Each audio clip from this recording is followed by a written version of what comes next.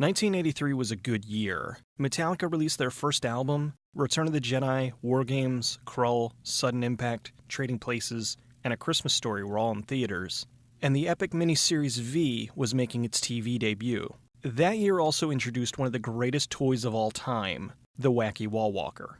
1983 was also the year we were introduced to a cartoon series that changed the scope of children's programming and was a massive pop culture hit that's still popular today, nearly 30 years later. And that show was... And the Masters of the Universe! This was a groundbreaking animated series that was the first ever to be based on a toy and changed the face of marketing in the 80s. If not for the success of Masters of the Universe, we may have never seen the likes of the Transformers, Mask, and the updated G.I. Joe.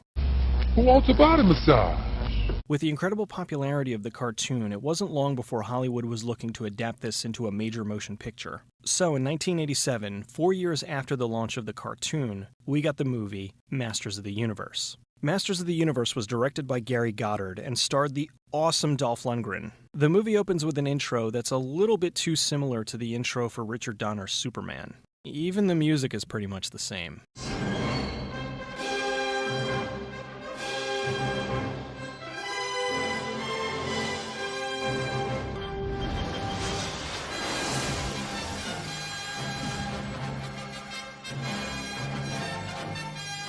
Castle Grayskull is a neutral point at the center of the universe, and along with the Sorceress, she helps to keep the balance between good and evil. On the planet of Eternia, the evil Skeletor is doing his best Darth Vader impersonation. Skeletor is overtaking Castle Grayskull, and he's kidnapped the Sorceress so he can shift the balance of the universe to evil. At this point, we're introduced to our hero, the badass and slightly homoerotic He-Man, along with his friends Teela and Man-at-Arms. They fight off some of Skeletor's troops and rescue Gwildor. For some reason, they created the character of Gwildor to replace Orko. I guess they had a problem figuring out how to have a character without legs. Gwildor takes them back to his place to show them why Skeletor was after him. He built a device called the Cosmic Key that can open a portal to anywhere. Gwildor says he was tricked by a woman named Evil-Lyn, and she took the key and gave it to Skeletor. I think it's safe to say if you meet someone whose name is Evil-Lyn, chances are that she is fucking evil. Gwildor thankfully still has a prototype that Skeletor doesn't know about. My god, Teela's bipolar. Can open a doorway to anywhere. You little worm. I'm sorry. You got us here, you Thenurian Wurabat. Now you get us home. Calm down. The group sneaks into Grayskull to rescue the Sorceress, but gets ambushed by Skeletor and his troops. Gwildor uses the key to open a portal, naturally to Earth. Is this where they got the idea for sliders? So they land on Earth and run into one of its inhabitants. Alien life form. Big. Let me blast. Wait. It might be intelligent life. By the Sorceress, it's ugly. It seems harmless. What a hideous cry. When they landed on Earth, they lost the Cosmic Key, so they split up to find it. The girl from the Dancing in the Dark video is on her last day working at the Rib Shack. She's dumping her boyfriend and moving to New Jersey. Wait, what? That's something you don't hear very often. She's leaving California to start a new life in New Jersey. Before she leaves, she wants to go visit her parents' grave, so she gets her boyfriend Tom Paris to drive her there. She's moving because they died in a plane crash a few months ago. So, what time's your bus to the airport? Wait, her parents just died in a plane crash, and she's taking a plane to New Jersey? Gwildor steals some food and shares it with Man-at-Arms and Teela. I wonder why they put the food on these little white sticks. Those are rib bones.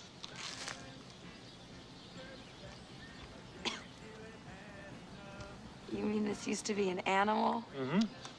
Since when are the people from Eternia vegetarians? In an episode of the cartoon, the king is having a feast, and Orko clones himself so he can eat more chicken. So Kevin finds the Cosmic Key and thinks it's a synthesizer. He starts to mess with it and gets some pretty sweet sounds out of it.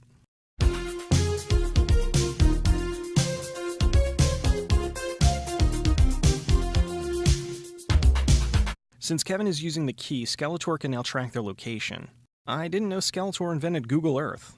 Evil-Lyn brings in some mercenaries to send to Earth. When I saw this as a kid, I was super excited because I couldn't wait to see what characters they were going to have from the cartoon. They already had Skeletor, Evil-Lyn, He-Man, Man-at-Arms, and Teela, Who next? Oh shit, Beastman. And this guy. And this guy. And Richard Lynch? So instead of Orko, we get Gwildor. And instead of, say, Trapjaw, Triclops, and Stinkor, we get Saurod, Karg, and the most generic name ever, Blade. In a series known for its clever names like Buzz-Off and Merman and Mossman and Ram-Man and... Alright, maybe they're not so clever. Kevin and Julie are hanging out at the local high school. He takes the key to a music store and Julie stays behind. The mercenaries head to Earth and find Julie by herself. 4 of Skeletor's best mercenaries can't catch one teenage girl? Julie escapes and He-Man rescues her. Kevin goes back to the high school to see it practically burnt down. He gets questioned by Detective Lubick, who takes him to Julie's house. The mercenaries report their failure to Skeletor, and he kills Lizard, or whatever the hell his name is. That's still not as bad as what he does with Beastman. Let me tell the truth. Now, who are you? I don't know. Let's break it through. Now, shake your ass. Come on, Beastman. Take your furry fur off. Why can't it made of fur? It's well then. Whack me off. Evelyn takes the remaining mercenaries back to Earth along with some troops. Back at Julie's house, Lubbock is messing with the key. He takes it as evidence. The mercenaries show up and kick the shit out of Kevin, and he tells them where the key is. He-Man shows up and they take Kevin to the music store to find Lubick with the key. Gwildor's a drag queen. I'm not surprised. Evelyn and the troops are closing in on the group, so they set up to fight them off. Julie hears a noise outside and goes to see it's her dead mother. Okay, how stupid is she? She takes the key and gives it to her dead mother, and naturally it's Evil-Lyn. Evil-Lyn opens a portal and lets Skeletor and his troops through. He-Man fights Skeletor, and in the process one of the keys is damaged. Skeletor then takes He-Man back to Eternia and leaves the others behind. The key's damaged, so the group can't get to Eternia. They need the tone that opens the portal, and thankfully Kevin remembers it. Okay, if this is the tone that they need... Why is it that every time they open a portal, Gwildor does this? Gravitonic tones. They're coming. Did that thing get us out of here?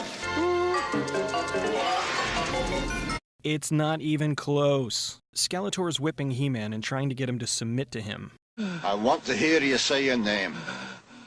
Your name is Toby.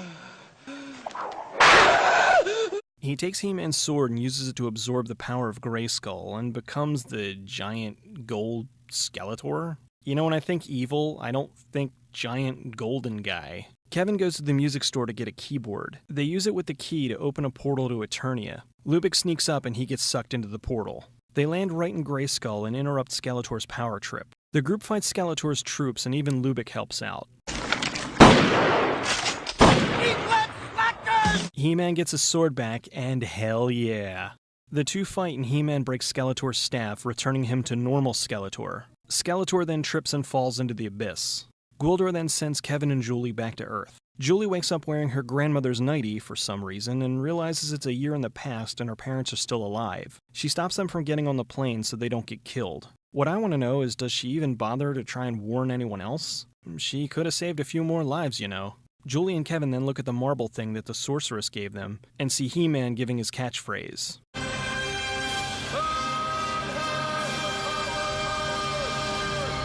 A pretty kick-ass way to end the movie. And in a nice little stinger at the end of the credits, Skeletor pops up. I'll be back. The original budget for the film was about $17 million, but after a while they went way over budget, and in the end the movie ended up costing about $22 million, which was Cannon's most expensive film ever. There was no second unit, which was very unusual for a movie this size.